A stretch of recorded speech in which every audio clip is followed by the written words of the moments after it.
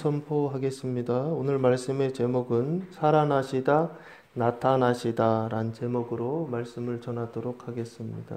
오늘은 부활절, 혼외구원, 후식회 생명의 시작에 관한 말씀입니다. 살아나시다, 나타나시다 란 말씀을 통해 부활의 증거, 특별히 후식회 차원의 부활의 증거 7가지를 가르쳐주고 있습니다. 작년에도 같은 본문을 가지고 말씀을 전했는데 그때는 마태의 차원에서 푸뉴마 영의 7가지 증거를 말씀드렸고, 이번 주에는 마가의 해를 맞이하여 후식회 차원의 우리 혼 내적 자에 나타나는 부활의 증거 7가지로 그렇게 설명을 드리도록 하겠습니다. 1절 말씀부터 보시면, 안식 후 첫날 일찍이 아직 어두울 때에 막달라 마리아가 무덤에 와서 돌이 무덤에서 옮겨진 것을 보고 라고 말씀하고 있습니다. 요 안식일은 무교절이면서 안식일인 이스라엘에게 있어서는 아주 큰 명절이다 했던 그 날입니다. 그래서 예수님께서 토요일 날 무덤에 계시고, 그리고 이 첫날이 이스라엘의 절기로는 초실절입니다. 그래서 6월절 금요일 날 돌아가시고, 토요일 무교절 날 무덤에 계셨다가 일요일 초실절 날 예수님께서 부활하세요. 그래서 여기 초실절이라고 하는 것은 첫 열매를 하나님께 흔들어서 요제로 드리는 날, 이게 바로 초실절인데, 나중에 초실절 그날에 예수님 부활하셨다 하셔서 부활의 첫 열매가 되셨다라고 그렇게 교회에서 말하고 있습니다. 그래서 안식 후 첫날 일찍이, 일찍이라고 하는 단어가 프로이라고 하는 단어를 사용했는데 새벽에라고 하는 뜻입니다. 그래서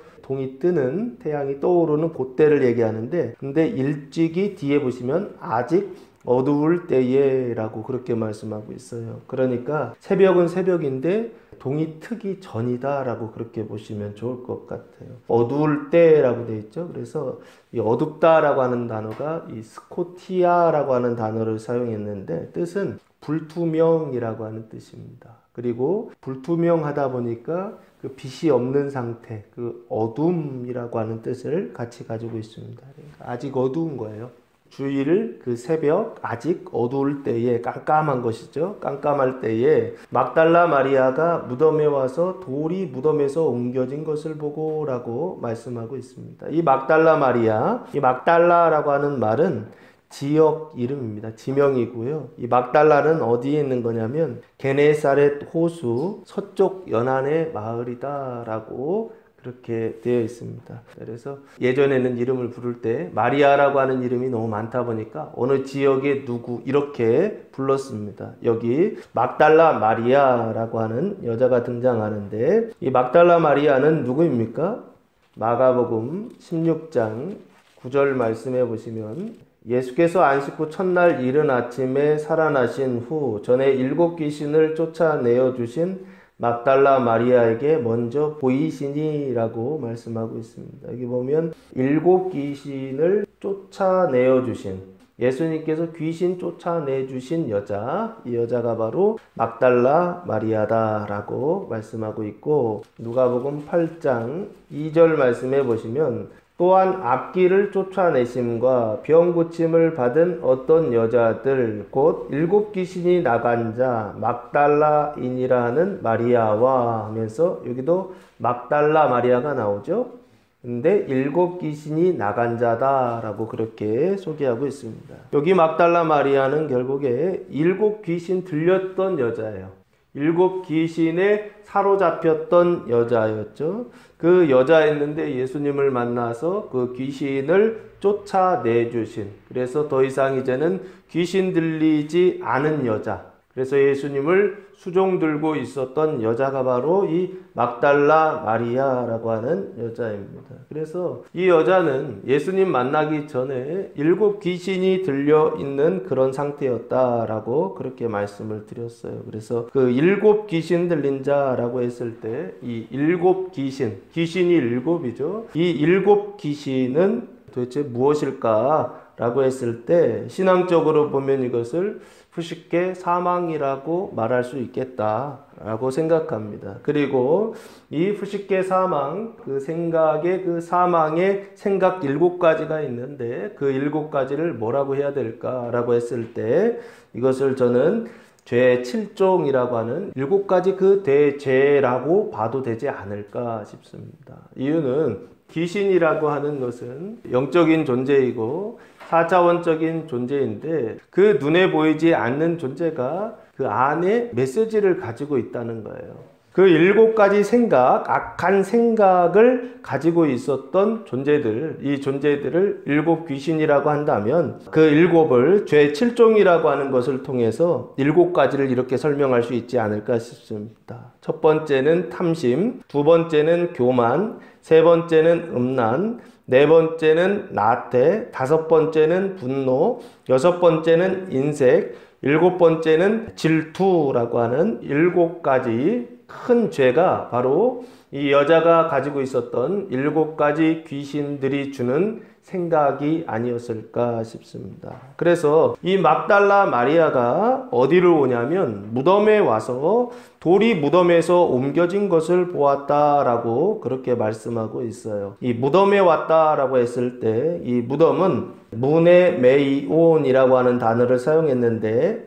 우리나라식의 어떤 봉분 이렇게 생각하시면 안 되고 이스라엘의 무덤은 흑해석 동굴이다라고 그렇게 봐야 돼요. 그 무덤에 갔다는 거예요. 왜 갔을까요? 누가복음 23장 55절 말씀해 보시면 갈릴리에서 예수와 함께 온 여자들이 뒤를 따라 그 무덤과 그의 시체를 어떻게 두었는지를 보고 돌아가 향품과 향유를 준비하더라 라고 말씀하고 있어요.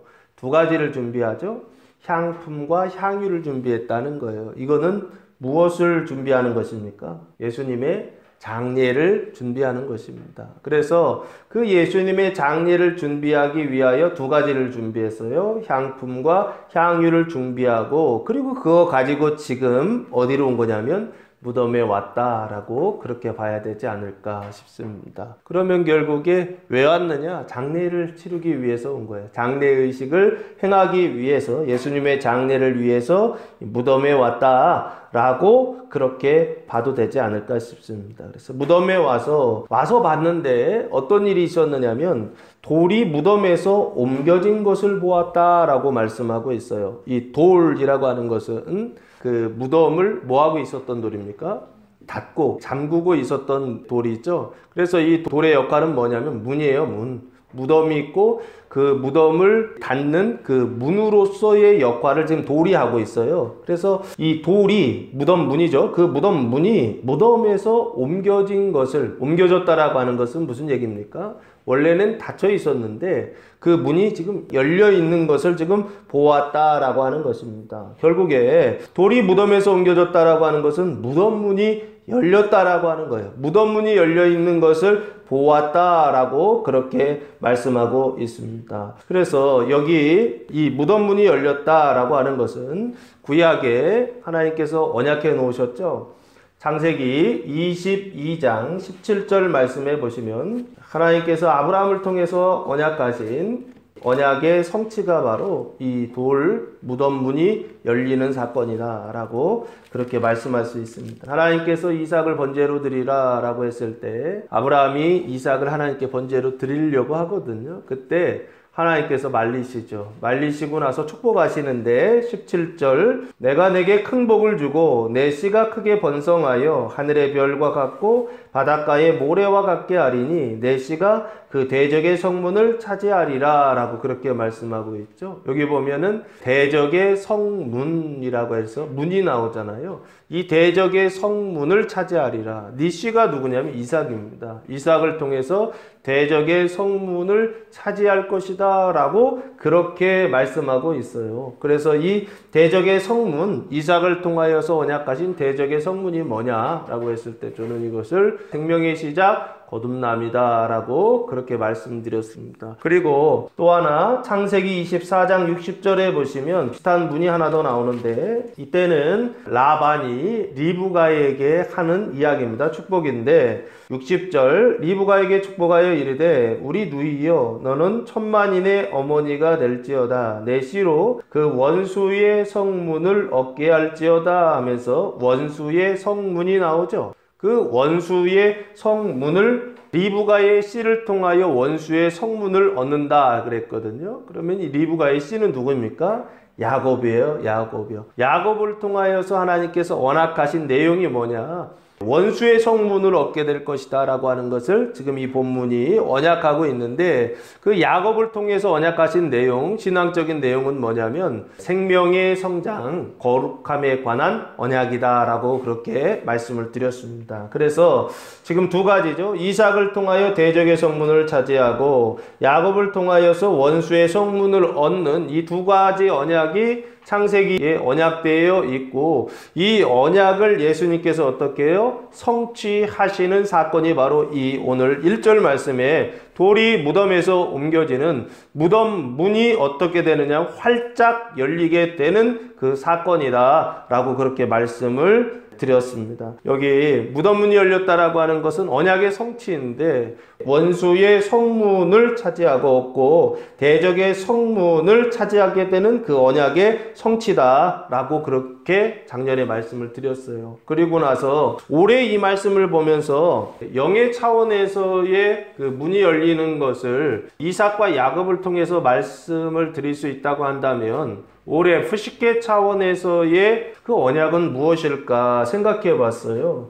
출애굽기 40장 34절 말씀해 보시면 모세가 성막을 짓고 봉헌하는 장면이 나옵니다. 그 봉헌했을 때 구름이 회막에 덮이고 여호와의 영광이 성막에 충만하매 모세가 해막에 들어갈 수 없었으니 이는 구름이 해막 위에 덮이고 여호와의 영광이 성막에 충만함이었으며 라고 말씀하고 있어요. 여기 보시면 하나님의 영광이 그 성막 안에 들어오셔서 임재하셔서, 그래서 그 성막이 하나님의 영광으로 충만하게 되었다라고 하는 것을 말씀하고 있어요. 이것이 제가 볼 때는 언약인데, 성막 안에 하나님의 영광, 그 생명이 들어와서 그 생명으로 충만하게 되는 것을 하나님께서 모세를 통하여서 성막을 통하여서 구약의 40장 출애굽기 40장에 언약하셨고, 이 언약하신 이 사건을 예수님께서 오늘 요한복음 20장 1절 이 말씀을 통하여 무덤 문이 열려지는 그 사건을 통하여서 성취하고 있다라고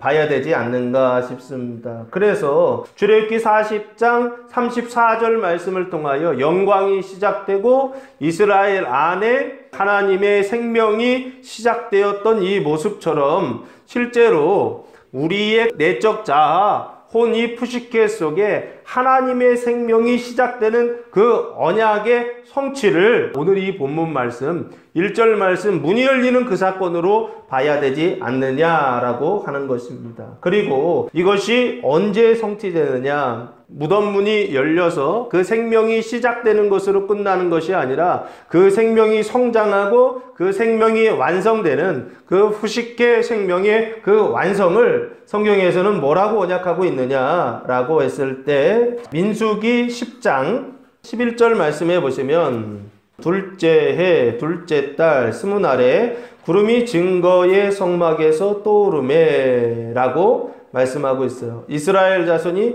시내 광야에서 출발하여 자기의 길을 가더니 파란 광야에 구름이 머무니라 라고 말씀하고 있습니다. 13절 이와 같이 그들이 여호와께서 모세에게 명령하신 것을 따라 행진하기를 시작하였는데 하면서 지금 행진을 말하고 있죠. 이스라엘 백성들이 하나님의 명령을 따라서 행군이 시작되는데 이 행군의 시작을 뭐로 봐야 될까라고 했을 때 생명의 시작이 출애굽기 40장의 말씀이라고 한다면 그 생명이 성장하는 그 과정을 10장 11절부터 시작하는 것이고 그 생명의 그 성장의 시작이 10장 11절이라고 한다면 이것의 완성을 뭐라고 해야 될까라고 했을 때 민수기 26장 1절 말씀해 보시면 연병 후에 여호와께서 모세와 제사장 아론의 아들 엘르아살에게 말씀하여 이르시되 이스라엘 자손의 온 회중의 총수를 그들의 조상의 가문을 따라 조사하되 이스라엘 중에 20세 이상으로 능히 전쟁에 나갈 만한 모든 자를 계수하라 하시니 하시면서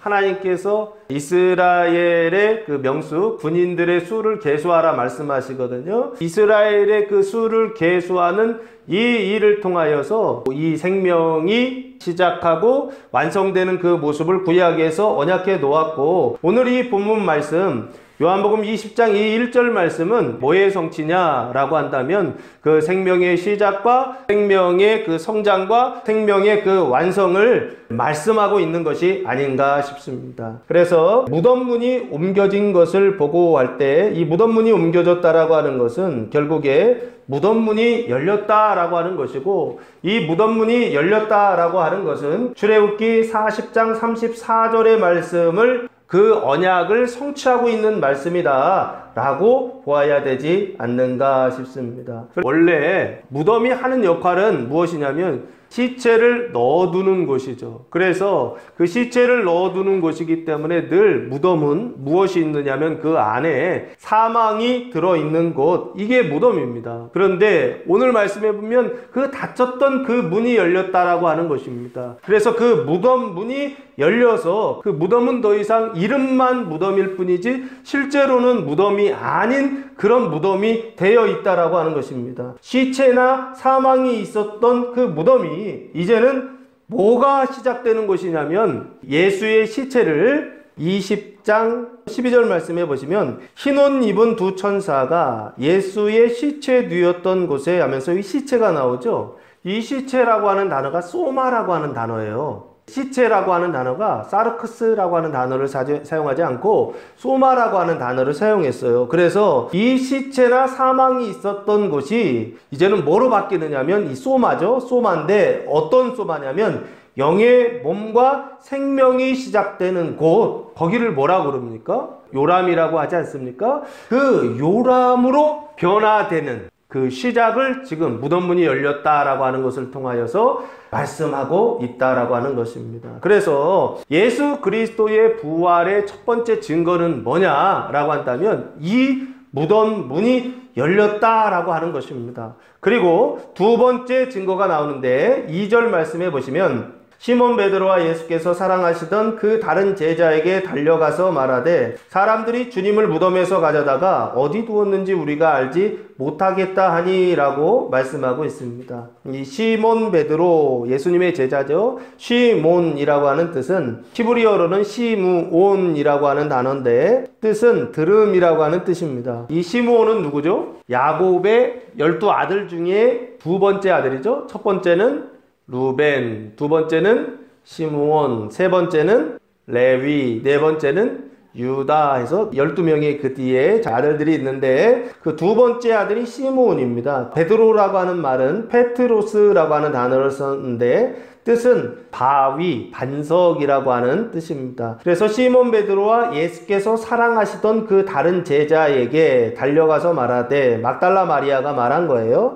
예수께서 사랑하시던 그 다른 제자는 누구입니까? 요한입니다. 사도 요한에게 달려가서 말하되, 요 달리다라고 하는 단어가 트레코라고 하는 단어인데, 트레킹 할 때 우리 보통 트레킹 한다 하잖아요. 걷는 건데 빨리 걷는 것이죠. 그래 달린다라고 그렇게 표현했어요. 달려가서 말하되, 그럼 달려가서 말했다라고 하는 건 무덤에서 지금 어디로 달려가는 거예요? 이 사람들이 있었던 곳으로 달려가는 거죠. 이 사람들이 있었던 곳은 어디인가요? 집에 있었겠죠. 보통 우리는 이 집을 마가라 하는 요한의 집이다. 마가의 다락방, 성령 세례를 받았던 그곳이라고 생각하면 될 것 같아요. 무덤에서 집으로 가서 말하되, 사람들이 주님을 무덤에서 가져다가 어디 두었는지 우리가 알지 못하겠다 하니 라고 말씀하고 있어요. 여기 보시면 사람들이 주님, 이 주님은 누굽니까? 예수죠. 어떤 예수예요? 돌아가신 예수죠. 시체, 예, 그 시체를 12절에서는 소마다라고 그렇게 말했죠. 그 소마를 무덤에서 가져다가 어디 두었는지 우리가 알지 못하겠다. 무덤에 있었던 시체를 가져가는 거, 이걸 뭐라 그럽니까? 도굴이라고 그러죠. 무덤을 파서 그 안에 있는 것을 훔쳐가는 것, 이 도굴을 한다 그러지 않습니까? 그리고 요 가져갔다라고 하는 것을 결국에 훔쳐갔다라고 그렇게 봐도 되겠죠. 무덤에서 시체를 훔쳐갔다. 그래서 도둑 맞았다. 그렇게 생각했던 것 같아요. 사람들이 주님을 무덤에서 가져다가 어디 두었는지 우리가 알지 못한다 라고 하는 이 말은 훔쳐갔다라는 얘기예요. 그리고 도둑 맞았다 라고 그렇게 생각하고 있어요. 그런데 실제로는 훔쳐간 겁니까? 아니죠. 주님께서 부활하셔서 무덤 문을 열고 나오신 거거든요. 그런데 이 여자가 보았을 때에는 뭐만 보여요? 무덤 문이 열린 것만 본 거예요. 그 안에 들여다 봤을까요? 안 봤을까요? 안 봤어요. 안을 들여다보지도 않고 무덤 문이 열린 것만 보고 뭐라고 유추하고 생각한 거냐면 사람들이 예수님의 시체를 훔쳐갔다, 가져갔다. 그래서 도적 맞았다라고 그렇게 생각했던 것 같아요. 그래서 놀래서 근심하면서 달려간 거예요. 누구한테? 좀 책임 있는 자들이죠. 베드로와 예수께서 사랑하시던 사도 요한에게 달려가서 어디 두었는지 우리가 알지 못하겠다. 이 얘기는 찾아도 찾을 수가 없다라고 하는 그 얘기를 하고 있는 게 아닌가 싶어요. 그러니까 훔쳐갔다라고 오해하고 있는 것이죠. 실제로는 훔쳐간 게 아니니까. 훔쳐갔다라고 오해하고 도둑 맞았다라고 착각하면서 근심하면서 그리고 걱정하면서 슬퍼하면서 달려가지 않았을까? 왜요? 나쁘다고 생각한 것입니다. 뭐가? 무덤 문이 열렸던 것이요. 부활의 증거, 첫 번째 증거인 그 무덤 문이 열렸다라고 하는 그것을 이 여자는 뭐라고 생각한 거냐면 나쁘다고 생각한 거예요. 그래서 무덤 문이 열린 그것을 통하여서 근심하며 걱정하며 슬퍼하며 달려갔다라고 하는 것입니다. 그런데 한번 생각해 보세요. 무덤에서 가져갔다라고 하는 것은 결국에 그 무덤 안에 있었던 뭐예요? 시체죠. 근데 그 무덤 안에 있었던 그 시체가 있다 없다? 없다라고 하는 것을 그렇게 말씀하고 있죠. 그러면 이 무덤은 지금 어떤 상태에 있느냐면 시체가 없는 무덤을 얘기하고 있다고요. 그 시체 없는 무덤을 무슨 무덤이라고 말할 수가 있어요? 빈 무덤이라고 말할 수가 있겠죠. 이 빈 무덤, 이 사망이 없는 무덤, 이 무덤이 바로 뭐냐면 부활의 두 번째 증거가 된다라고 하는 것입니다. 사망이 있어야 할 그곳에 사망이 없는 사망의 그 죽음, 사망이 없으니까 더 이상 무덤이 아닌 그것이 바로 예수 부활의 두 번째 증거가 된다라고 하는 것입니다. 그곳에서 하나님의 생명이 시작된다라고 하는 것입니다. 그래서 여기 보시면 지금 이 빈 무덤이라고 하는 이것은 결국에 뭘 얘기하느냐라고 했을 때 저는 이것을 무덤 속에 시체가 있어야 되는데 무덤 속에 사망이 있어야 되는데 무덤 속에 사망이 없는 상태예요. 이게 구약에 언약돼 있죠. 생명이 시작됐는데 사망으로 가득해요. 근데 그 사망이 어떻게 된 거예요? 온전하게 사라져 있는 어떤 이런 상태예요. 이게 구약에 언약돼 있어요. 그게 무엇입니까? 무덤이 생명으로 바뀐 것이요. 그것을 하나님께서 구약에 언약해 놓으셨어요. 그게 바로 무엇입니까?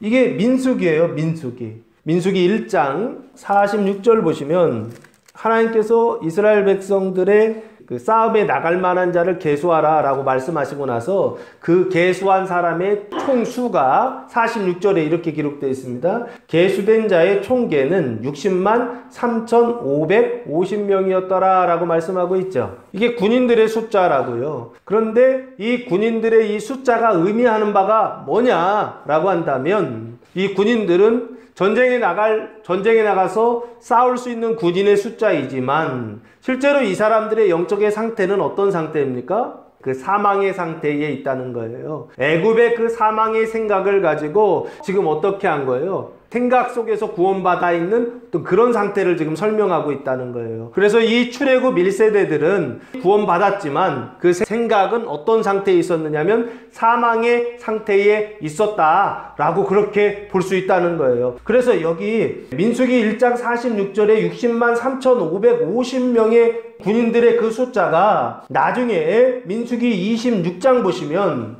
광야 40년을 지나서 출애굽 1세대들이 다 죽고 나서 만 20세 이하 광야에서 태어난 광야 2세대들이 태어나는데 그 숫자가 민수기 26장 1, 2절 보시면 연병 후에 여호와께서 모세와 제사장 아론의 아들 엘르아살에게 말씀하여 이르시되 이스라엘 자손의 온 회중의 총수를 그들의 조상의 가문을 따라 조사하되 이스라엘 중에 20세 이상으로 능히 전쟁에 나갈 만한 모든 자를 계수하라 하시니 하면서 다시 군인들의 수를 계수해요. 그때 그 숫자가 몇 명이냐면 51절 말씀해 보시면 이스라엘 자손에 계수된 자가 60만 1,730명이죠. 명이었더라 라고 말씀하고 있죠. 그래서 여기 보면 첫 번째 인구조사 1장에서 인구조사할 때는 60만 3,550명이었는데 행군을 시작하고 40년이 지나서 이스라엘 백성들의 숫자를 다시 세보니까 60만 1,730명이었다는 거예요. 그럼 앞에 출애굽 1세대들의 그 숫자와 여기 광야 2세대들의 이 숫자가 의미하는 바가 뭐냐는 거예요. 그 애굽의 생각, 그 생각을 가지고 있었던 출애굽 1세대들은 다 죽고 이제는 누구의 생각이요? 하나님의 생각, 후식계 생명을 가지고 있는 새로운 세대들이 일어났다는 거예요. 그 숫자가 60만 1,730명이다 라고 그렇게 말씀하고 있다고요. 그럼 이게 뭘 의미하냐고요?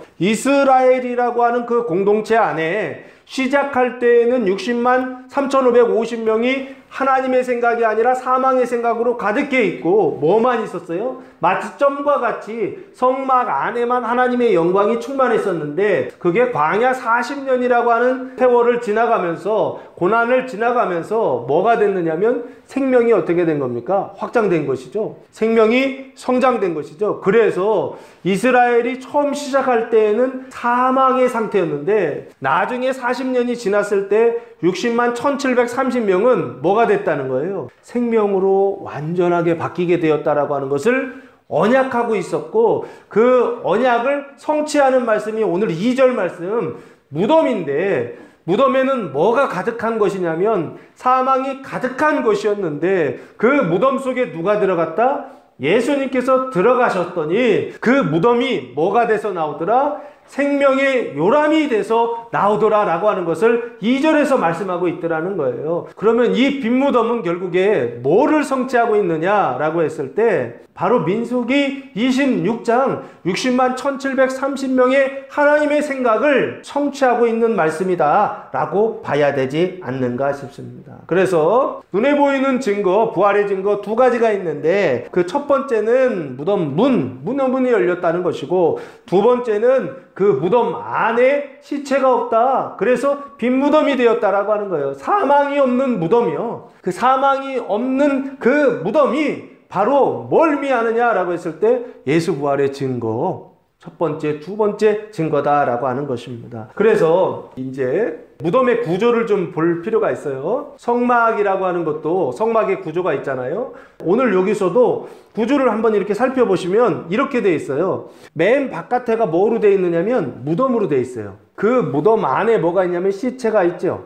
그리고 그 시체를 뭐가 싸고 있어요? 천이 싸고 있죠. 그래서 세 가지 구조로 돼 있다라고 보시면 돼요. 맨 바깥에가 이렇게 굴로 된 무덤이 있고 무덤 안에 수의와 수건으로 싼 옷이 있고 그 옷 안에 뭐가 있느냐면 시체가 있는 것이죠. 이 구조로 되어 있어요. 그러면 이게 의미하는 바가 뭐냐라고 했을 때 무덤은 무덤 바깥이 있고 무덤 안이 있다고요. 그 무덤 안에 뭐가 있느냐면 시체와 옷이 이렇게 되어 있다고요. 그러면 이건 이제 마치 표징과 같아요. 메시지를 전달하기 위한 수단과 같은데 이 구조가 결국에 뭐를 우리한테 설명하고 있더라는 거예요. 그게 뭐냐면 마태복음 23장 한번 보시면 예수님께서 바리새인들한테 이렇게 말씀하세요. 27절 말씀해 보시면 화 있을진저 외식하는 서기관들과 바리새인들이요 회칠한 무덤 같으니 겉으로는 아름답게 보이나 그 안에는 죽은 사람의 뼈와 모든 더러운 것이 가득하도다 라고 말씀하고 있어요. 여기 보면 바리새인들 보고서 무덤이다 라고 말씀하고 있죠. 그런데 어떤 무덤이냐면 회칠한 무덤이다 라고 그렇게 말씀하고 있죠. 회칠했다라고 하는 건 뭐예요? 무덤에다가 하얀색으로 이렇게 칠해가지고 그 무덤을 아름답게 치장했다는 거예요. 깨끗하게 치장했다라고 하는 것인데, 예수님은 그것을 보면서 뭐라고 했냐면 너희 겉은 깨끗하게 하지만 너희 속에는 뭐가 있다는 거예요? 죽은 사람의 뼈와 모든 더러운 것이 가득하다. 그 뼈가 뭐냐고요? 더러운 게 뭐냐? 이게 시체잖아요. 이해되십니까? 그러면 예수님께서 지금 사람들을 보고서 무덤이라고 하셨다고요. 바리새인들을 보고서 무덤이라고 했다고요. 마찬가지로 이 무덤은 눈에 보이는 무덤을 통해서 눈에 보이지 않는 무덤을 지금 표징하고 있다고요. 그 무덤이 뭐냐고요? 나예요, 나. 내 안에 사망이 있다고 한다면, 내 몸에 사망이 있다고 한다면 이 몸이 무덤이라고요. 이 몸이 무덤이라고요. 그래서 예수님께서 바리새인들을 보고 뭐라고 말씀하셨냐면 네가 무덤이다 라고 하셨다고요. 오늘 이 무덤 문이 열렸다라고 하는 것은 뭘 얘기하느냐라고 했을 때 무덤의 그 바깥을 얘기한다고요. 그 무덤의 그 겉을 얘기한다고요. 그 얘기는 무슨 얘기입니까? 바리새인의 그 겉을 깨끗하게 하는 것을 얘기한다고요. 똑같은 거예요. 그 겉이 뭐예요? 겉이 결국에는 바리새인들의 그 겉을 깨끗하게 한다라고 하는 것은 겉만 깨끗하게 한다는 게 뭐예요? 눈에 보이는 어떤 행실을 얘기한다고요. 그 겉의 행실을 얘기한다고요. 이 두 가지요. 빈 무덤과 이 무덤문이라고 하는 건 결국에 뭔가 눈에 보이는 행실을 얘기하는 거구나 라고 그렇게 생각하셔야 된다고요. 그러면 그 겉의 행실이 뭐냐라고 했을 때 이 무덤문은 두 가지죠. 나태와 분노라고 생각해야 된다라는 거예요. 무덤문이 열렸다라고 하는 것은 결국에 뭐가 사라지냐면 나태와 분노가 사라진다는 거예요. 그리고 빈 무덤이라고 하는 건 사망이 없는 무덤을 얘기한다고요. 근데 그 무덤의 겉의 상태를 얘기한다고요. 그 빈 무덤은 뭘 얘기하느냐라고 했을 때 인색과 질투, 이 네 가지를 얘기하는 거예요. 나태와 분노, 인색과 질투, 이 네 가지가 무덤문과 그 빈 무덤이라고 하는 부활의 증거를 통하여서 이게 어떻게 되느냐면 사라지게 된다는 뜻입니다. 예수 그리스도께서 부활하셨다라고 하는 아주 분명한 증거, 그 증거를 우리는 어디에서 찾느냐면 어떤 신비로운 어떤 일을 통하여, 사건을 통하여만 찾는다고요. 예를 들면 이런 거죠. 부활하신 주님께서 지금 나타나셔서 그래서 나에게 보여주신다고 한다면 내가 예수님 믿을게, 이런 식인 거예요. 그런데 실제로 예수 그리스도의 부활을 성경에서 증언할 때는 뭐라고 증언하냐면 무덤문이 열렸다라고 하는 거예요. 이 무덤문이 열렸다라고 하는 것이 부활의 증거다라는 거예요. 그럼 그 무덤문이 열렸다라고 하는 게 뭐냐라고 했을 때 이 겉의 행실을 얘기한다고요. 그 겉의 행실이 뭐냐 봤더니 두 가지예요. 나태와 분노예요. 나태와 분노가 사라진다는 거예요. 그리고 두 번째 빈 무덤인데 인색과 질투가 없어진다는 거예요. 이게 바로 뭐라고요? 예수 그리스도께서 부활하신 아주 분명한 첫 번째 증거, 두 번째 증거가 된다라고 하는 것입니다. 그래서 3절 말씀부터 보시면 세 번째 증거, 네 번째 증거가 나오는데 베드로와 그 다른 제자가 나가서 무덤으로 갈세라고 말씀하고 있어요. 베드로와 그 다른 제자, 요한이죠. 나가서, 집에서 나가는 겁니다. 그래서 어디로 가요? 무덤. 예수의 무덤으로 가죠. 이 무덤은 어떤 무덤인가요? 이제는 더 이상 사망이 없는 무덤이에요. 그래서 그 무덤 문이 열려 있고 사망이 없는 그 무덤으로 가죠. 그럼 왜 갑니까? 누구 말을 듣고? 여자의 말을 듣고 그래서 거기로 달려간 겁니다. 그 달려가는데 그 여자의 말이 뭐였어요? 예수의 시체, 그 사망 없음을 말했죠. 시체 없음을 말했다고요. 예수님의 시체를 훔쳐갔다 그렇게 얘기했잖아요. 그래서 베드로와 그 다른 제자는 예수의 시체 없음을 기뻐하면서 가는 거예요? 근심하면서 가는 거예요? 근심하며 가는 겁니다.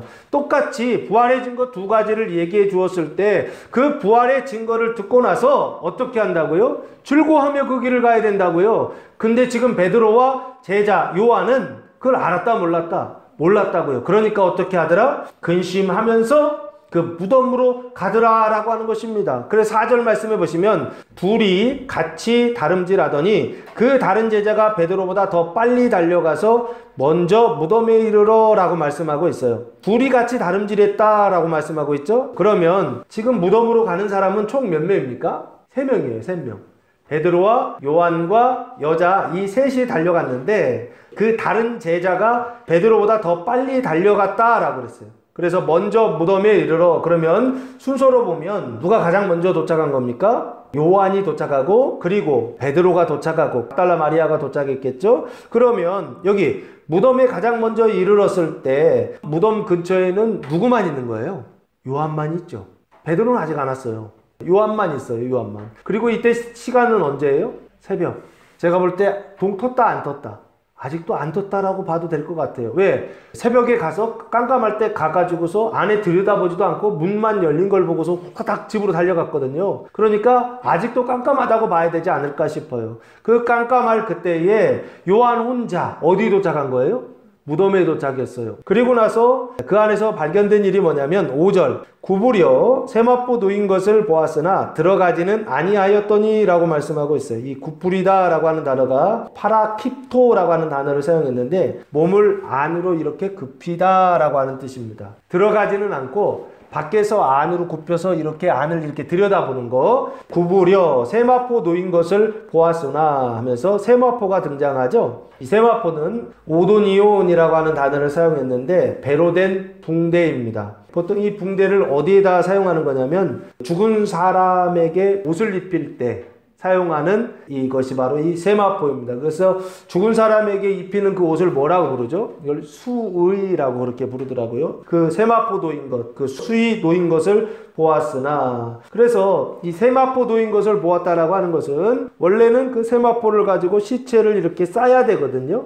그래서 옷을 입혀야 되거든요. 그런데 이 세마포는 뭐가 없는 세마포죠? 무덤 안에 세마포는 있어요. 그런데 뭐만 없어요? 시체는 없는 세마포, 사망은 없는 세마포를 말씀하고 있어요. 세마포가 놓인 것을 보았으나 들어가지는 아니하였더니 어디로요? 무덤 안으로 들어가지는 아니하였다는 거예요. 왜요? 새벽 아직 어두울 때 혼자 무덤 안으로 들어간다고 한번 생각해 보세요.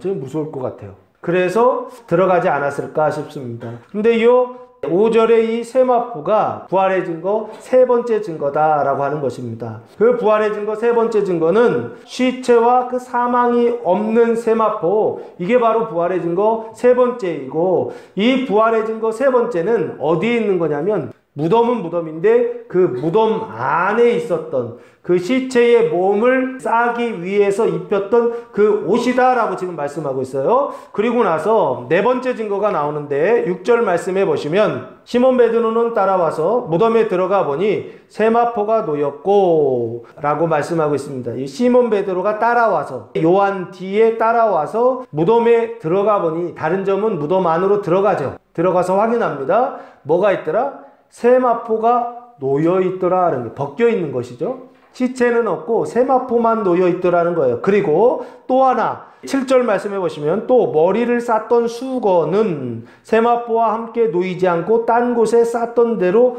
놓여 있더라라고 말씀하고 있어요. 수건은 어디를 쌌는 거? 머리를 쌌는 것이죠. 그 시체에 머리를 쌌는 것을 수건이라고 하는데, 그 수건은 세마포와 함께 이렇게 개 가지고 놓여 있는 게 아니에요. 어떻게 되어 있더라? 쌌던 대로 놓여 있더라. 그러면 어떻게 된 겁니까? 머리에 쌌던 대로 그 세마포가 수건이 그대로 있고, 몸을 쌌던 대로 그 세마포는 그 몸 자리에 그대로 어떻게 된 거예요? 이 놓여져 있는 거예요. 그리고 뭐만 없어요? 그 안에 시체가 있어야 되는데 그 시체만 없는 그 상태로 놓여 있었다라고 하는 거예요. 여기 아까 세마포는 앞에 한번 말씀드렸잖아요. 요한을 통해서 세 번째 증거라고 했잖아요. 그럼 이 네 번째 증거는 뭘까요? 이 네 번째 증거는 수건이에요. 수건. 그 머리를 쌌던 수건은 쌌던 대로 그대로 놓여 있었다는 거예요. 그래서 세마포와 수건은 무덤 안에 있으나 시체는 없더라라고 하는 것입니다. 이것이 바로 네 번째 부활의 증거다라고 하는 거예요. 무덤이 있고 그 무덤 안에 수건이 있고 그리고 세마포가 있고 그 안에 뭐가 있어야 된다? 시체가 있어야 된다고요. 그런데 뭐만 있더라? 수건만 있고 세마포만 있더라는 거예요. 그러면 이 수건과 세마포가 부활해진 거 세 번째, 네 번째인데 이 세 번째, 네 번째 증거가 뭘 얘기할까요? 이 수건과 세마포가 말씀하고 있는 이게 표징이에요. 이것을 통하여서 메시지를 전달하고 있는 것은 뭘까요? 수건은 머리에 있죠. 세마포는 몸을 싸는 것이죠. 그래서 이 몸을 싸고 있었던 것, 몸으로 하는 어떤 악한 생각이 뭘까라고 했을 때 이게 음란이 아닐까 싶습니다. 그리고 머릿속, 사람의 머리를 통하여서 하는 나쁜 생각, 악한 생각, 사망의 생각이 있다고 한다면 이게 뭘까 했을 때 이것을 자만이라고 해야 되지 않을까 싶어요. 그래서 세마포는 음란인데 몸을 싸고 있었던, 몸으로 행하던 악한 생각, 음란한 생각이 원래는 있어야 되거든요. 근데 예수께서 부활하신 이후에 뭐가 사라졌다라는 거예요? 그 음란한 생각이 사라졌다라는 거예요.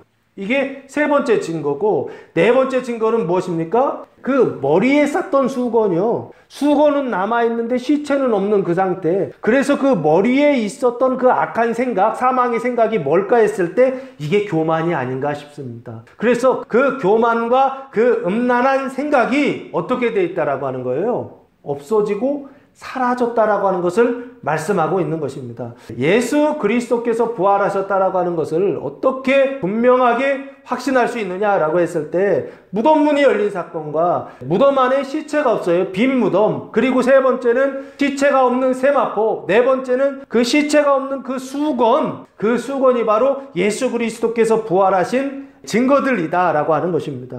그래서 8절 말씀해 보시면 그때에야 무덤에 먼저 갔던 그 다른 제자도 들어가 보고 믿더라 라고 말씀하고 있어요. 그때에야 라고 되어 있죠. 무덤 밖에 있었던, 무덤에 먼저 갔던 그 다른 제자, 사도 요한이죠. 그 사도 요한이 들어갔다. 어디로 들어갑니까? 무덤 안으로 들어가죠. 들어가 어떻게 해요? 보고 뭘 보았습니까? 시체 없는 세마포와 시체 없는 수건을 보고 믿었다라고 그렇게 말씀하고 있어요. 그러니까 요한은 지금 믿음을 가지고 있죠. 근데 이 요한이 가지고 있는 이 믿음, 이것은 무슨 믿음입니까? 하나님의 말씀을 듣고 믿는 믿음입니까? 아니죠? 요한이 가지고 있었던 믿음은 막달라 마리아의 말을 듣고서 믿는 믿음이죠.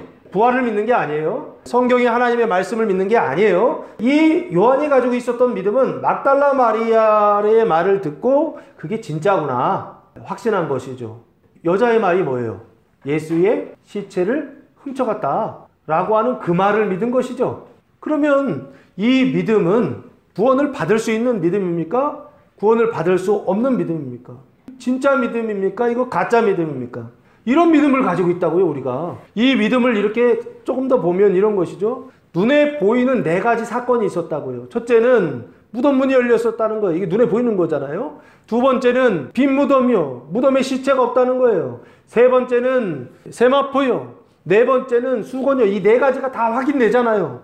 눈으로 확인이 된다고요. 그런데 눈으로 보이는 그것을 믿었어요. 믿었는데 문제는 뭐냐면 해석이죠. 눈에 보이는 그것을 통하여서 어떻게 해요? 해석하고 생각해야 되는데 눈에 보이는 것을 가지고 어떻게 해석한 거예요? 도둑 맞았다라고 생각한 것이죠. 그러면 보고 믿는 것 자체는 문제가 아니에요. 보고 믿는 것 이거 당연한 거예요. 근데 문제는 뭐냐면 보고 믿을 때 생각하고 해석해야 된다고요. 보는 것을 해석해야 된다고요. 보는 것을 판단하고 해석해야 되는데 문제는 뭐가 문제냐면 판단하고 해석하는데 잘못 판단을 하고 잘못된 해석을 하더라는 거예요. 근데 그 믿음이 바로 누구의 믿음이었다? 요한의 믿음이었다라고 그렇게 말씀하고 있어요. 여러분이 가지고 있는 믿음은 어떤 믿음입니까? 여자의 말을 듣고 믿는 믿음입니까? 아니면 성경과 하나님의 말씀을 듣고 믿는 믿음입니까? 이 요한이 가지고 있었던 믿음은 하나님의 말씀을 믿는 믿음이 아니었다는 것입니다. 부활을 믿는 믿음이 아니었다는 것입니다. 자기 생각을 따라, 자기의 이성을 따라, 자기의 경험을 따라 이렇게 하면 되겠지라고 하는 생각이요. 당연히 어떻게 생각한 겁니까? 문이 열렸어요. 훔쳐갔다고 생각한 거죠. 안에 시체가 없어요. 빈 무덤. 나쁘다고 생각한 거죠. 수건과 세마포는 있어요. 그런데 그 안에 시체는 없어요. 그러면 이 여자의 결론은 뭐냐고요? 이 여자의 생각은 뭐냐고요? 당연히 시체를 훔쳐갔다라고 생각할 수밖에 없고, 그리고 그것을 와서 베드로와 요한이 확인하잖아요. 확인했을 때 이 베드로와 요한도 어떤 생각, 어떤 판단을 했겠느냐고요. 예수님께서 생전에 부활하실 것에 관하여서 끊임없이 말씀하시지 않았습니까? 성경에도 그걸 말씀하고 있지 않습니까? 성경의 말씀이나 예수님의 말씀이나 하나님의 말씀 그렇게 듣고서도 그 부활의 증거 4가지를 눈에 보고서 확신한 것이 아니라 오히려 부활의 증거를 가지고 어떻게 하더라? 오해하고 슬퍼하더라는 거예요. 이게 바로 우리의 신앙의 모습하고 똑같습니다. 우리도 똑같아요. 부활의 증거를 보고 기뻐하는 것이 아니라 부활의 증거를 보고 슬퍼하고 있더라는 것입니다. 부활의 증거를 가지고 근심하며 염려하고 있더라고 하는 것입니다. 우리의 믿음은 여자의 말을 듣고 믿는 믿음이 아니라, 사람의 말을 듣고 믿는 믿음이 아니라, 자기 생각의 말을 듣고 믿는 믿음이 아니라 성경의 말씀을 믿고 하나님의 말씀을 듣고 믿는 믿음, 이 믿음을 가져야 할 줄로 믿습니다. 9절 말씀해 보시면 그들은 성경에 그가 죽은 자 가운데서 다시 살아나야 하리라 하신 말씀을 아직 알지 못하더라 라고 말씀하고 있어요. 그들은 막달라 마리아와 시몬 베드로와 사도 요한을 말합니다. 성경에, 그 당시의 성경은 신약이 없으니까 구약입니다. 그가, 예수를 얘기해요. 예수가 죽은 자 가운데서 다시 살아나야 하리라 하신 말씀을 아직 알지 못하더라 라고 말씀하고 있어요. 알지 못하니까 당연히 믿지 못하죠. 그래서 부활의 믿음을 가져야 되는데 부활의 믿음을 가지고 있다, 못 가지고 있다, 못 가지고 있다라고 하는 것입니다. 오늘 이 4가지 말씀, 오늘 본문에서 보여주는 이 4가지 사건이 우리에게 뭐를 주는 말씀이냐면 부활의 믿음을 주는 말씀이라고요. 무덤문이 열렸다라고 하는 거, 그리고 빈 무덤이라고 하는 거, 그리고 수건과 시체가 없는 그 세마포는 우리에게 뭐를 주는 믿음이냐면 부활의 믿음을 주는 말씀이라는 거예요. 그 말씀이라는 거예요. 이 말씀을 통하여 그 믿음을 가져야 된다고요. 그때 비로소 우리는 어떻게 된다고요? 이 땅을 살아가면서 푸시케 생명의 삶을 살아갈 수 있게 된다라고 하는 것입니다. 그 푸시케 생명의 삶이 뭐냐고요? 이제는 사람의 생각을 따라 살아가는 것이 아니라 하나님의 생각을 따라 살아가는 그 생명의 영생의 삶이 시작된다라고 하는 것입니다. 사람의 생각은 뭐냐고요? 나태와 분노, 그리고 인색과 질투, 이게 사람의 생각이라고요. 그리고 교만과 음란, 이게 사람의 속생각이라고요. 사람의 겉생각은 나태와 분노, 인색과 질투라고 한다면 사람의 이 속생각은 교만과 음란, 이 2가지라고 하는 것입니다. 그래서 엄밀히 보면 무덤과 빈 무덤, 세마포와 수건, 이 4가지를 통하여서 뭐가 사라진 거예요? 겉의 사망의 생각 4가지와 속의 사망의 생각 2가지가 어떻게 되느냐면 사라져 있다고요. 사라진다고요. 그 사라지는 그것을 통하여 우리는 무엇을 생각해야 되느냐? 나쁘다라고 생각하는 것이 아니라 그 부활의 증거가 나타날 때 이건 좋은 것이구나 라고 생각하고 믿고, 그래서 영생의 삶을 살아가는 자들이 되어야 한다라고 하는 것입니다. 그러나 이때까지만 해도 제자들은 그거 알았다 몰랐다? 몰랐다라고 하는 것입니다. 10절 말씀해 보시면 이에 2 제자가 자기들의 집으로 돌아가니라 라고 말씀하고 있어요. 2 제자 베드로와 요한은 자기들의 집으로 돌아가고 원래 있었던 집으로 돌아가죠. 그리고 마리아는요 무덤에 남아 있어요. 그러면 한번 생각해 보세요. 그들이 돌아가는 그 집은 어떤 집입니까? 요한복음 20장 19절 말씀해 보시면 그 상태를 이렇게 설명하고 있습니다. 이날 곧 안식 후 첫날 저녁 때에 제자들이 유대인들을 두려워하여 모인 곳의 문들을 닫았더니 예수께서 오사 가운데 서서 이르시되 너희에게 평강이 있을지어다 라고 말씀하고 있어요. 여기 예수님께서 지금 부활하신 주님께서 제자들을 찾아가셔서 평강이 있을지어다 말씀하시는 데인데 이 집이죠. 그 집이 바로 이 지금 10절에 제자들이 돌아간 집이에요. 그 집의 지금 상태는 어떤 상태냐면 제자들의 상태는 유대인들을 두려워하여 모인 곳의 문들을 닫은 상태이죠. 그러니까 이걸 한마디로 얘기하면 두려움의 상태예요. 두려움의 상태.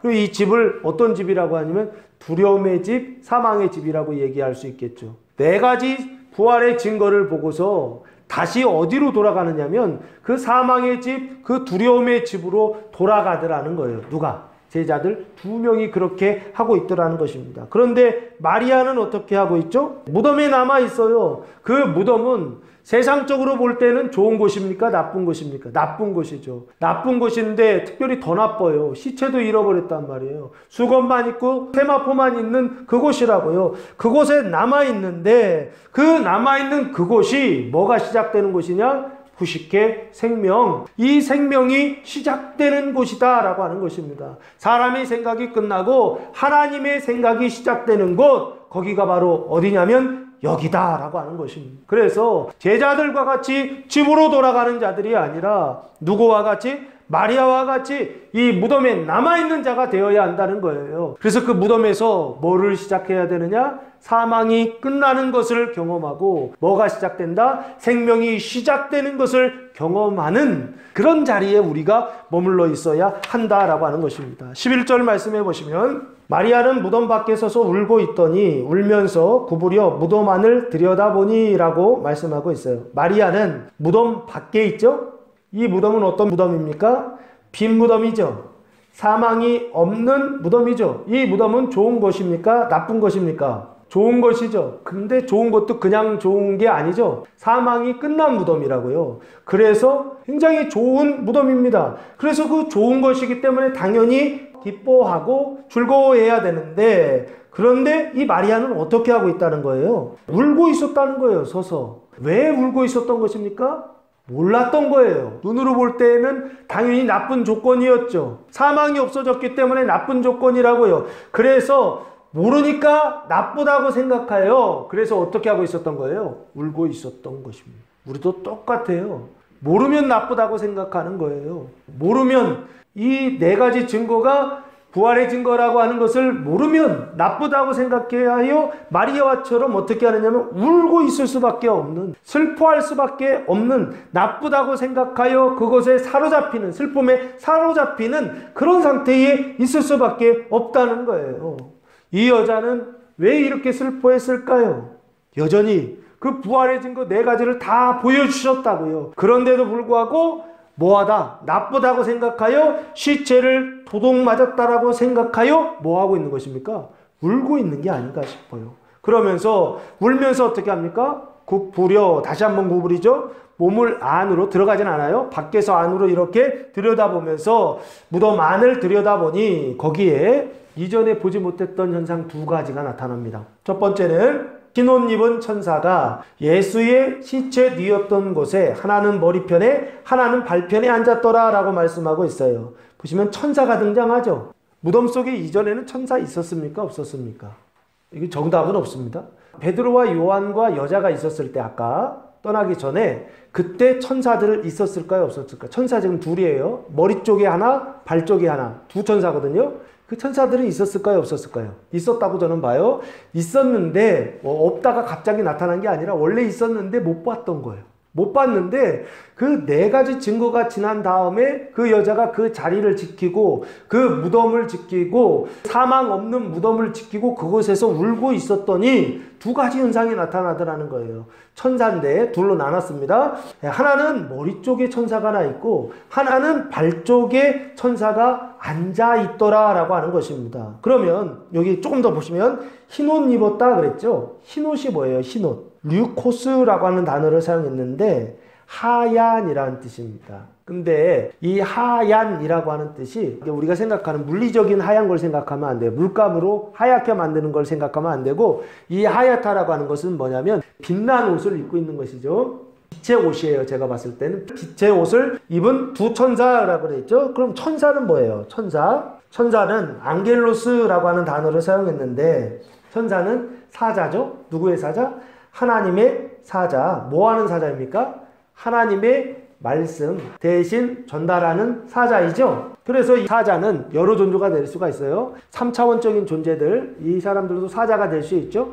하나님의 사자가 될 수 있고 4차원적인 신적인 존재들, 이 존재들도 사자가 될 수가 있죠. 그래서 사자라고 하는 말은 존재 개념이 아니다라고 말씀드렸던 거예요. 사자는 존재 개념이 아니라 직위 개념이다. 하나님께서 보내신 자라고 하는 뜻이에요. 하나님께서 보내셔서 하나님의 일을 하는 자, 그게 일을 할 수도 있고 그게 말을 전달할 수도 있고 소식을 전할 수도 있고 이런 일들을 하는 자인데, 특별히 여기 등장하는 이 사람은 보였다 안 보였다 해요. 이 천사는 보였다 안 보였다 해요. 그럼 이건 3차원적 존재가 아니다라고 보는 거예요. 그러면 4차원적 존재예요? 신적 존재예요? 존재라고 한다면 이 존재를 뭐라고 해야 될까 했을 때 저는 정신적 차원, 우리의 정신적 차원 내에서 인식되는 존재들이다 라고 그렇게 봐야 되지 않을까 싶어요. 그럼 우리 정신적 차원에서 인식되는 이 존재들, 이 두 천사가 하나는 머리 쪽에 있었다는 거예요. 그러면 한번 보세요. 하나님이 말씀을 주셔서 천사에게 말씀을 주셔서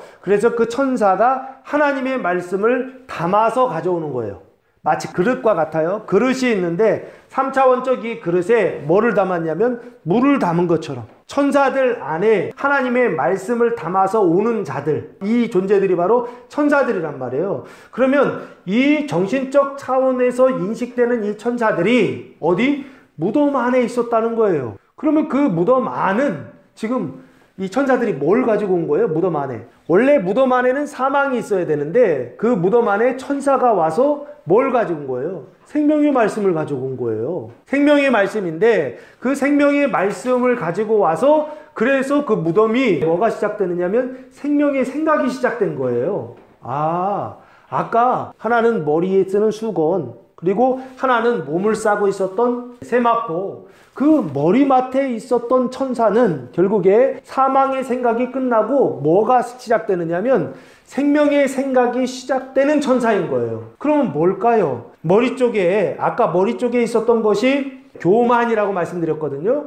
그러면 그 교만을 천사가 있다라고 하는 것은 뭐가 시작됐다라는 거예요? 겸손이 시작됐다는 거예요. 내 마음속에 자기를 낮추는 마음이 시작되는 거예요. 이게 부활의 증거, 5번째 증거입니다. 나는 겸손과는 상관이 없는 사람이에요.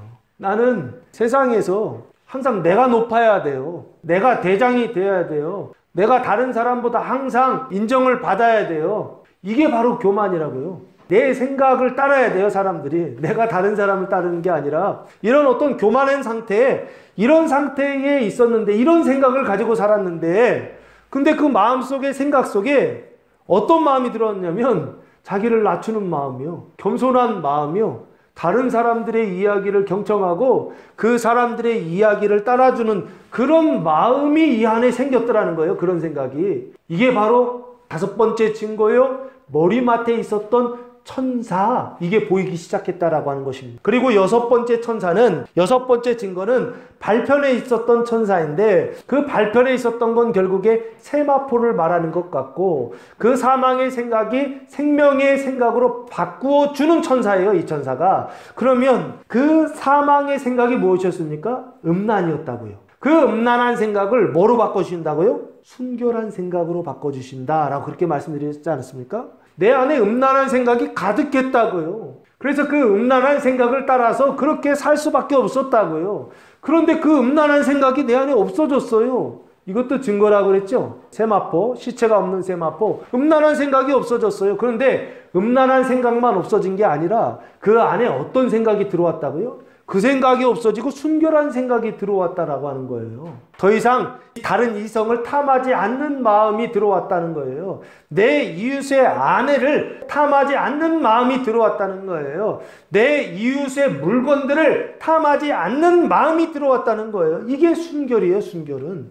음란한 마음, 정반대에 탐하는 마음, 탐심하는 그 마음이 사라지고 순결한 마음이 생겼더라는 것입니다. 여러분 마음속에 음란한 마음이 사라지고 순결한 마음이 생겼다고 한다면 그건 뭐의 증거냐? 예수 그리스도의 부활의 6번째 증거다라고 하는 것입니다. 그리고 나서 13절 말씀해 보시면 천사들이 이르되 여자여 어찌하여 우느냐 이르되 그랬죠? 어찌하여 우느냐 물어요. 그 운다라고 하는 단어가 클라이오라고 하는 단어를 사용했는데 큰 소리로 울부짖다라는 뜻입니다. 그때 여자가 대답합니다. 사람들이 내 주님을 옮겨다가 어디 두었는지 내가 알지 못함이니이다 하면서 다시 한번 또 계속 반복되죠. 신기한 게 첫 번째 증거, 두 번째, 세 번째, 네 번째, 다섯 번째, 여섯 번째 증거까지 부활의 증거를 보여주셨어요.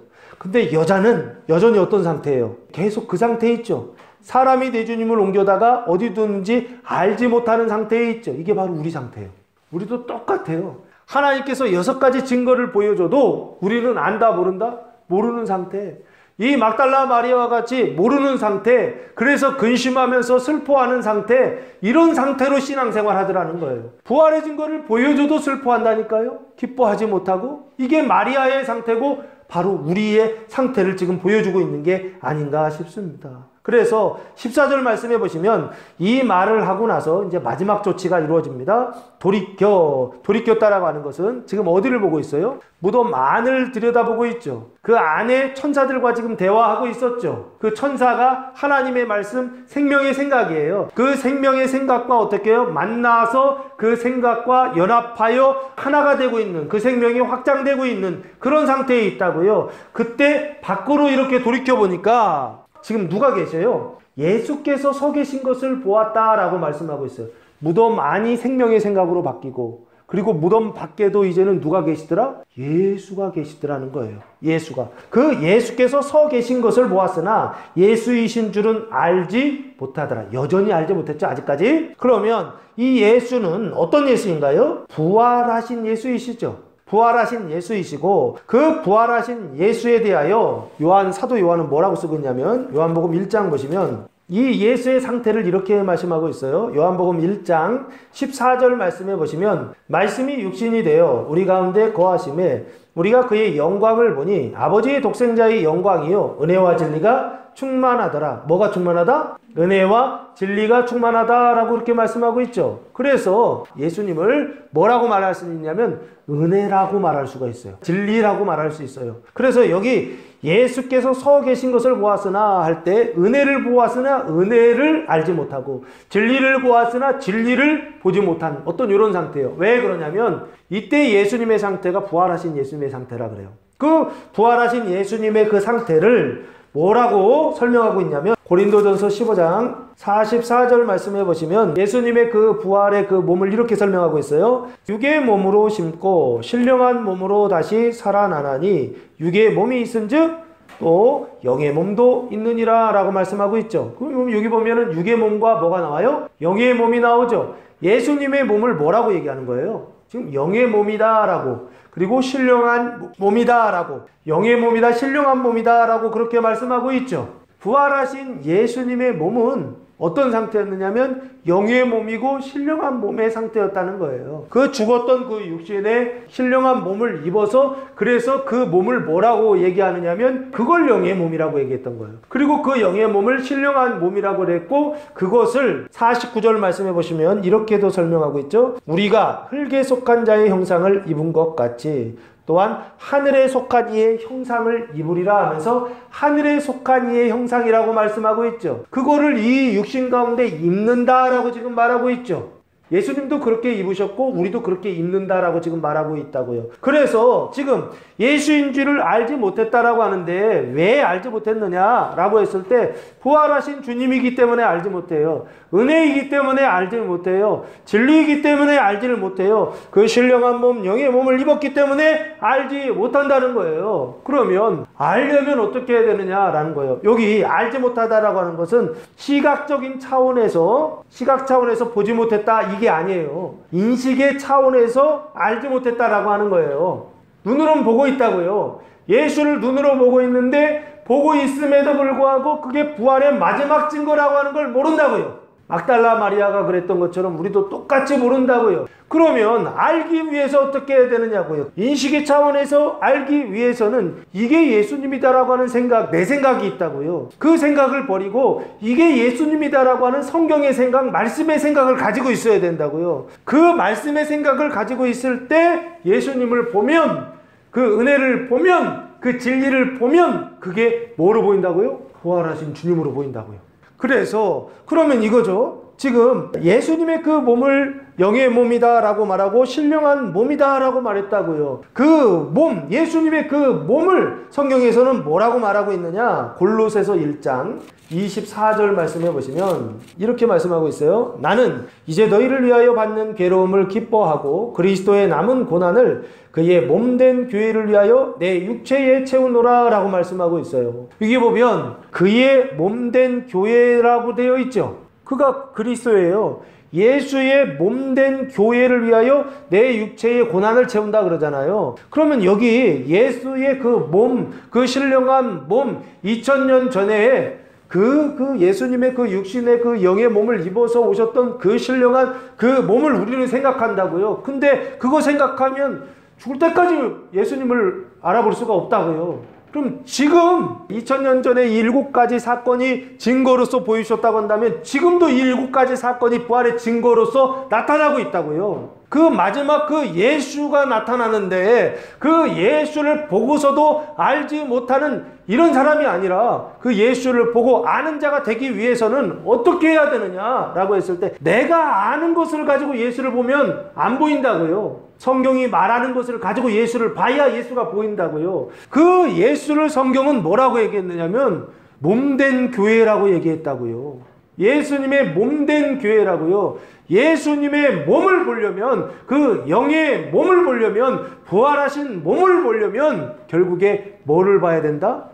교회를 봐야 된다라고 하는 걸 말하고 있다. 그 몸된 교회를 뭐라고 말하냐면 생명의 공동체라고 말하고, 그 생명의 공동체는 어떤 사람들이 있느냐? 믿음이 강한 자와 믿음이 약한 자들이 모여있는 공동체에, 이 공동체를 생명의 공동체라고 하고 주님의 몸된 교회라고 합니다. 그래서 믿음이 강한 자가 믿음이 연약한 자들의 그 발을 씻어 주어서 그 씻어주는 고난을 통하여 무엇을 인식해야 되느냐면 부활하신 예수를 인식해야 한다라고 하는 뜻입니다. 부활하신 예수님을 만나고 싶어요. 부활하신 예수님을 보고 그 예수님과 대화하고 싶어요 라고 할 때 그 부활하신 주님의 그 나타남을 우리는 어떤 차원으로 봐야 되느냐라고 했을 때 믿음이 강한 자가 믿음이 약한 자의 발을 씻어주는 그 고난을 통하여 부활하신 주님이 나타나고 부활하신 주님을 볼 수 있어야 한다라고 하는 것입니다.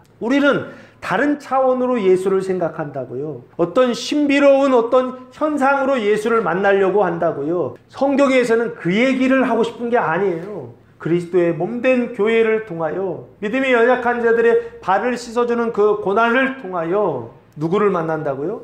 부활하신 주님을 만난다라고 하는 것을 성경이 끊임없이 말씀하고 있다고요. 지금 오늘 이 본문 말씀은 역사적인 사건으로서 예수께서 분명하게 신령한 몸을 입고서 막달라 마리아에게 나타났다고 말한다고요. 그런데 이거는 역사적인 사건을 말하고 싶은 게 아니라고요. 지금도 그 주님이 우리 가운데에서 이렇게 나타난다, 이런 식으로 이걸 말하고 싶은 게 아니라고. 이건 표징이라고요. 이건 메시지라고요. 이 사람들이 보지 못했던 것처럼 우리도 똑같이 보지 못하는데 왜 보지 못하느냐? 하나님의 말씀을 따라서 그렇게 봐야 되는데 그렇게 보지 않기 때문에 그렇다라고 하는 것입니다. 그러면 보기 위해서 어떻게 해야 되느냐라고 했을 때 몸된 교회를 통하여 보아야 한다라고 하는 것을 말씀을 드리는 거예요. 그래야 주님이 나타난다고요. 부활하신 주님을 경험하게 된다고요. 그때서야 비로소 교회는 뭐가 된다고요? 부활하신 주님이 임재하시는 생명의 공동체가 된다라고 하는 것입니다. 15절 말씀해 보시면 예수께서 이르시되 여자여, 예수님께서 물으시죠. 두 가지를 물어요. 여자여 어찌하여 울며 어찌하여 우느냐 물으세요. 똑같죠? 그리고 두 번째 누구를 찾느냐라고 그렇게 예수님께서 물으세요. 그때 마리아는 그가 동산지기인 줄 알고, 동산을 지키는 사람이죠. 관리하는 사람, 동산지기인 줄 생각하고 이르되 이렇게 말합니다. 주여 당신이 옮겼거든 어디 두었는지 내게 이르소서. 그리하면 내가 가져가리이다 라고 그렇게 말하고 있어요. 두 가지를 대답하고 있죠. 당신이 옮겼거든 어디 두었는지 내게 이르소서. 왜 우느냐에 대한 대답이에요. 예수의 시체를 잃어버려서 운다 라고 지금 대답하고 있고, 그리고 두 번째 누구를 찾느냐에 대한 대답이 그리하면 내가 가져가리이다. 죽으신 예수, 그 시체를 누구를 찾느냐? 죽으신 예수를 찾는다. 그 시체를 찾는다 라고 이렇게 대답하고 있는 게 아닌가 싶어요. 그래서 지금 이런 것이죠. 이게 아직도 동산얘기인 줄 알고서 그렇게 대답은 했어요.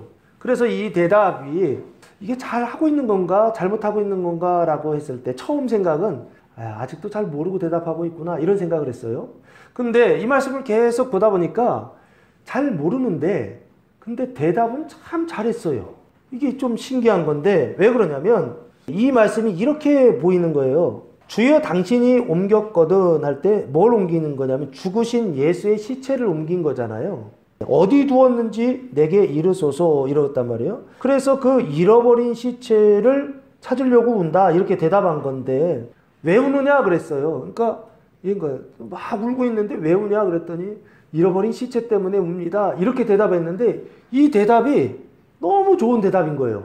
왜 좋은 대답이냐면 그 잃어버린 예수의 그 시체가 소마란 단어거든요. 그 소마인데 그 소마가 몸이에요. 몸. 그 몸 중에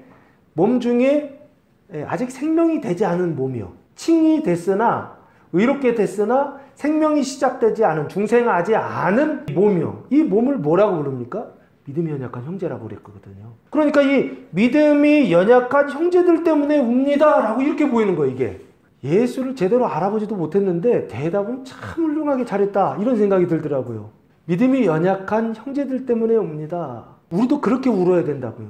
믿음이 연약한 자들, 칭의하였으나 구원받았으나 중생하지 못하는, 생명의 생각을 가지고 살아가지 못하는, 사람의 생각을 가지고 사람의 방법으로 인생의 문제 해결하려고 노력하는 사람들이 너무나 많아요. 요즘은 더 그렇지 않습니까? 과학이 발전하는 시대이다 보니까 물리적인 어떤 것도 과학적인 걸로 다 해결하지만 사람의 마음, 정신적인 것들도 요즘은 과학으로 해결하려고 그래요. 그런데 그 사람의 생각이요. 그 사람의 생각을 따라서 어떻게 하는 것이 아니라, 사람의 생각을 따르는 것이 아니라 누구의 생각을 따르냐면 하나님의 생각, 하나님의 그 말씀하심을 따라서 그 믿음이 연약한 자들, 잃어버린 그 그리스도의 그 몸, 예수의 시체, 그것 때문에 믿음이 연약한 자들 때문에 운다라고 그렇게 대답하는 것으로 보이고, 두 번째 누구를 찾느냐라고 했을 때 죽으신 예수, 그 시체를 찾는다라고 대답했거든요. 그 시체가 몸이에요. 그 몸이 믿음이 연약한 형제들이에요. 그 믿음이 연약한 형제들을 찾아서 구원하기 위하여 내가 운다라고 그렇게 대답하고 있더라고요. 아, 믿음이 연약한 자들을 위하여 울어야 되겠구나. 두 번째, 그들을 찾아야 되는 거구나. 구원받았으나 여전히 사망 속에 있는 그 시체 가운데 있는 그 사망의 그 몸 가운데 있는 이 사람들, 이 형제들을 찾는 일, 이게 이 여자가 해야 되는 일이고 우리가 막달라 마리아가 해야 되는 일이고 우리가 해야 되는 일이 아닌가. 지금 여러분은 누구를 찾고 계십니까? 여러분이 찾고 있는 사람은 누구입니까? 누구를 찾고 계세요? 누구 때문에 울고 계십니까? 오늘 이 말씀과 같이 믿음이 연약한 형제들을 찾고 믿음이 연약한 형제들을 위하여 울 수 있는 그런 교회와 성도들이 되시기를 예수님의 이름으로 축복합니다. 그때 이 교회는 생명의 공동체, 주님의 몸된 교회가 되고 진짜 부활하신 주님이 나타나는, 부활의 증거, 7번째 증거가 나타나는 그런 교회가 될 수 있을 것입니다. 16절 말씀에 예수께서 마리아야 하시거늘 마리아가 돌이켜 히브리 말로 라보니 하니 이는 선생님이라는 말이라 라고 말씀하고 있어요. 예수께서 마리아의 이름을 불러주시죠. 마리아야 하시거늘 그때 마리아가 돌이켜, 여기 한번 또 돌이키죠. 돌이키죠? 근데 이 돌이킨다라고 하는 것이 제가 볼 때 몸을 돌이킨다라고 하는 그런 느낌보다는 생각을 돌이킨다, 마음을 돌이킨다라고 보면 더 좋지 않을까 싶어요. 그리고 생각을 돌이키는 거죠. 그 마음과 그 생각을 돌이켜서 말합니다. 뭐라고 말합니까? 히브리 말로 라보니 하니 이는 선생님이라는 뜻이라 라고 그렇게 말씀하고 있어요. 라보니라는 말은 아람어고요. 그리고 선생님이란 단어는 헬라어입니다. 디다스 칼로스라고 하는 헬라어인데, 라보니라고 하는 말은 시각적 차원에서의 보는 것만이 아니라 이제는 무슨 차원에서? 인식의 차원, 생각의 차원, 마음의 차원, 이 푸시케의 차원에서도 누구를 알아보기 시작했다? 예수를 알아보기 시작했다라고 하는 것입니다. 17절 말씀해 보시면 예수께서 이르시되 나를 붙들지 말라. 내가 아직 아버지께로 올라가지 아니하였노라. 너는 내 형제들에게 가서 이르되 내가 내 아버지 곧 너희 아버지 내 하나님 곧 너희 하나님께로 올라간다 하라 하시니라고 말씀하고 있어요. 여기 보시면 나를 붙들지 말라라고 말씀하시죠. 만지지 말라는 거예요. 합토마이라고 하는 단어를 사용했는데 붙들지 말라, 만들지 말라. 이유가 뭡니까? 내가 아직 아버지께로 하나님께로 올라가지 아니하였다라고 말씀하고 있어요. 이 올라가는 게 뭡니까? 하나님께로 올라가는 것이요. 이걸 승천이라고 말하지 않습니까? 하나님 계신 곳이 어딘데요? 하나님 계신 곳을 천상, 하늘, 우라노스라고 그러지 않습니까? 그래서 구조가 이렇게 되어 있죠. 우리가 사는 이 세상, 사람들이 사는 눈에 보이는 이 세상을 육신적인 세상이라고 한다면 눈에 보이지 않는 세상이 있죠. 천사들이나 사단들이 있는 세상, 정신적인 차원의 4차원적 세상이 있다고 한다면 아버지 계신 곳은요. 창조되지 않은 곳이죠. 3차원과 4차원은 창조된 세상, 육신적이고 정신적인 세상은 창조된 세상이라고 한다면 아버지 하나님 계신 곳은 창조되지 않은 세상이란 말이에요. 거기를 뭐라고 합니까? 영적인 세상이라고 하고 5차원적인 세상이라고 그렇게 말하지 않습니까? 그것을 사도 바울은 고린도후서 12장 2절에서 셋째 하늘이라고 했고 4절에서 뭐라고 했습니까? 낙원이다 라고 그렇게 설명하고 있는 게 아닌가 싶습니다. 그냥 천사들과 사단이 사는 세상만을 얘기하는 게 아니라 하나님이 계시는 곳이요. 천사들과 사단도 있지만 하나님이 계신 세상이요. 그러니까 천사들이 사는 세상의 하늘이죠. 그 셋째 하늘, 낙원, 그 낙원으로 올라가지 아니하였기 때문에 만지면 안 된다라고 그렇게 말씀하고 있어요. 그리고 나서 너는 내 형제들에게 가서 이르되, 그 형제들은 누구입니까? 제자들을 얘기하죠. 예수의 제자들을 말합니다. 그 예수의 제자들에게 가서 이르되, 그 예수의 형제들인데, 제자들이 누구예요? 제자들. 그 형제들이 누구고 제자들이 누구예요? 구체적으로 예수님 이렇게 말씀하세요. 마가복음 3장 35절 말씀해 보시면 예수께서 형제들의 개념을 이렇게 말씀하세요. 누구든지 하나님의 뜻대로 행하는 자가 내 형제요, 자매요, 어머니이니라 라고 말씀하시죠. 그 여기 그러면 내 형제들은 하나님의 뜻대로 행하는 자들이에요. 하나님의 뜻대로 행하는 자들을 얘기하고, 그 하나님의 뜻대로 행하는 자들, 그들이 이제 제자들이죠. 제자들이고 그 사람들을 히브리서 2장 11절 말씀해 보시면 거룩하게 하시는 이와 거룩함을 입은 자들이 다 한 근원에서 난지라. 그러므로 형제라 부르시기를 부끄러워하지 아니하시고 하면서 여기 형제라 부르시기를 부끄러워하지 아니하셨다라고 말씀하고 있죠. 이 형제를 말하는 거예요. 지금 여기 하나님의 뜻대로 행하는 그 형제들을 말하는 것인데, 그 형제들을 보통 우리는 그냥 제자들이라고 그렇게 부르는 겁니다. 예수님의 제자들. 가서 이르되 내가 내 아버지 곧 너희 아버지 내 하나님 곧 너희 하나님께로 올라간다 하라 하시니 하면서 하나님께로 올라가는 것, 이걸 이제 승천이라고 그랬죠. 그러면 승천 전에 무슨 일을 하셨죠? 부활하셨죠. 부활 전에 무슨 일을 하셨죠? 죽으셨죠. 십자가에 달려 죽으시고 부활하시고 승천하시고, 승천 다음에 무슨 일을 하셨죠? 강림하셨죠. 그러면 예수님께서 지금 승천 안 하셨죠? 부활과 승천 사이죠. 그러면서 승천하신다고 그러죠. 그러면 그 승천의 의미가 뭐냐고요? 승천은 언약이에요. 예수님께서 승천이라고 하는 것에 눈에 보이는 표징을 통하여 눈에 보이지 않는 메시지를 지금 전달하고 계세요. 아버지께로 올라가는 그것은 메시지라고요. 그게 뭐냐고요? 예수님의 십자가 죽음이 칭의, 제사함과 칭의를 얘기한다면, 예수님의 부활, 생명의 시작, 그 중생, 거듭남을 얘기한다면, 승천은 뭘 얘기한다고 했어요? 거룩함. 그 성화를 말한다고 그러지 않습니까? 그리고서 성령 강림할 때는 뭐가 되는 거예요? 생명이 흘러 넘쳐서 밖으로 막 이렇게 흘러가는 거. 생수의 강이 흘러가는 그 언약이 성취되는 거. 이것을 완전과 영화라고 설명하지 않았습니까? 여기 올라간다 하라 하는 것은 의도적으로 말씀하시는 거예요. 뭘 말씀하고 있는 거예요? 중생했으니 거룩하라 라고 하는 것이죠. 중생했으니 거룩하라 라고 하는 얘기를 하고 싶으셨던 거예요. 그러면서 18절 말씀해 보시면 막달라 마리아가 가서 예수님 말씀을 듣고 가죠. 그래서 그 말씀을 그대로 전해주어요. 제자들에게 내가 주를 보았다 하고, 이 보았다라고 하는 건 두 가지 차원에서 보는 거죠. 눈, 육신의 눈, 시각적인 차원에서 보고, 또 하나는요, 못 보던 것이죠. 내면의 인식의 차원에서 못 보던 것을 보기 시작하는 것이죠. 오늘 주제가 여기 있어요. 생각의 차원에서 보지 못하는 것을 이제는 마음의 차원, 생각의 차원에서 예수를 보기 시작했다는 거예요. 그 마음의 차원, 생각의 차원, 그 무덤 안과 그 무덤 밖과 이 차원이 있죠? 그 무덤 안에 있는 그 차원들이 어떻게 되는 거예요? 막 인식되는 거예요. 안과 밖이 막 다 인식되는 것이죠. 그래서 어떻게 되는 것입니까? 제7종 7가지 악한 생각이 그것이 극복된 7가지 생명의 생각으로 완전히 바뀌어지는 어떤 그런 상태를 말씀하고 있다고요. 내가 주를 보았다 하고, 또 주께서 자기에게 이렇게 말씀하셨다 이러니라 하면서 이렇게 말씀하셨다 그러죠. 그럼 이렇게가 뭐예요?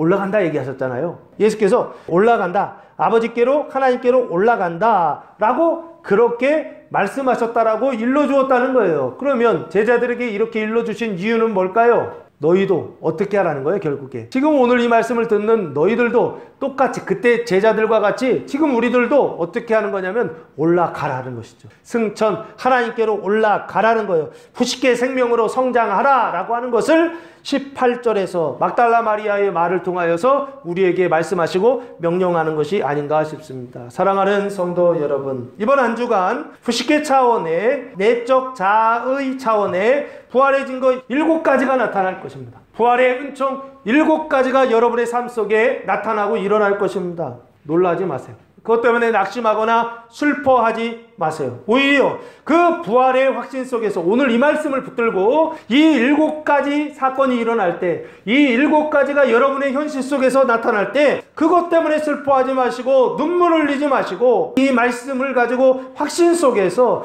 후식계 생명의 성장, 그 거룩함으로 날아오르는 성도들 되시기를 예수님의 이름으로 축복합니다. 기도하겠습니다. 사랑과 은혜가 풍성하신 아버지 하나님, 감사와 찬송과 영광을 올려드립니다. 예수 그리스도께서 부활하심으로 우리의 모든 사망을 멸하시고 생명으로 이를 거듭나게 하시고 거룩하게 하실 때 하나님 그 길을 믿고 따름으로 부활의 증거 7가지가 이번 한 주간 우리의 삶 속에 나타날 때 하나님 그것 때문에 슬퍼하거나 울지 말게 하시고 오히려 그 말씀을 믿고 오늘 이 말씀을 따름으로 혼의 구원을 시작하고 혼의 거룩한 구원을 향해 나아가는, 달려가는 믿음의 성도들 되게 하옵소서. 또한 믿음이 연약한 형제들의 그 손과 발을 함께 잡아주며 그 발을 씻어주는 일에 힘쓰는 성도들 되게 하옵소서. 이제는 우리 주 예수 그리스도의 은혜와 하나님 아버지의 무한하신 사랑하심과 성령의 교통하심이